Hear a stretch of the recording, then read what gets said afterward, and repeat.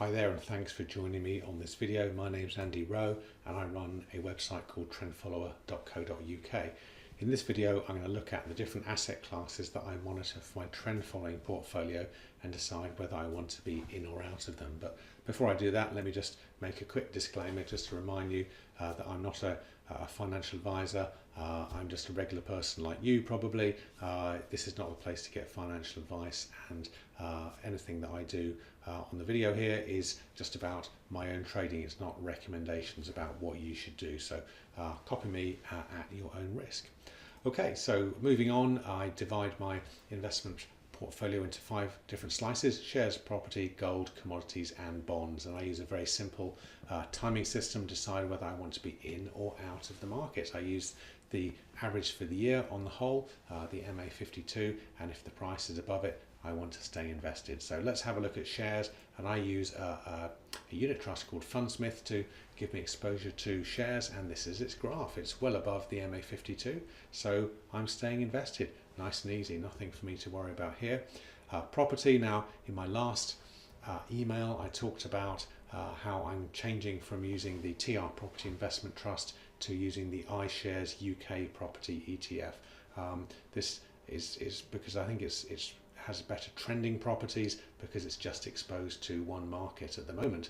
Of course, the UK property market's going down. At the moment it's below the MA52, so I'm going to keep this part of my investment in cash. Obviously, if the price closes above the MA52, then I'm going to be looking at investing. Gold, I use the SGBS, which is an ETF of physical Swiss gold, and the moving average I use is actually the average for the past 2 years. So I've made it a different color just to remind you that it's a different moving average. So it's the MA104, so 104 weeks in 2 years, and at the moment gold has is below the MA104, and so I'm keeping this slice of the pie in cash. This week it's come up a bit though, so it'll be interesting to see what happens to gold. It'll go up at some stage, of course, and when it does, I'll hop on board and follow it up. But at the moment, this part of my investment is in cash. And commodities, let's look at commodities. This is really the story of the year. I use CYN, the City Natural Resources High Yield Trust, to give me exposure to commodities, and you can see it's well above the MA52. The MA52 is indeed rising, and well, the value of this investment probably has gone up by 30% for me during this year. So very happy to remain invested.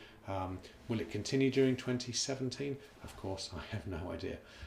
Now, the last slice of the pie is bonds. I don't trade bonds. I have 3 different bond funds, again, all with iShares.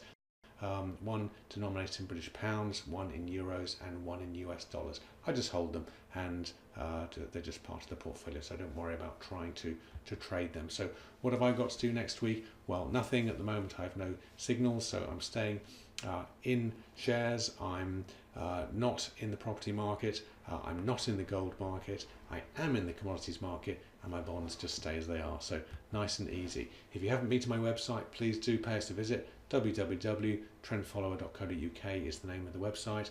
Do sign up to my YouTube channel, Trend Follower, and I look forward to doing many more videos for you in the months and the years to come. So thanks for watching, and Happy New Year. Have a great 2017. Thanks for watching. Bye.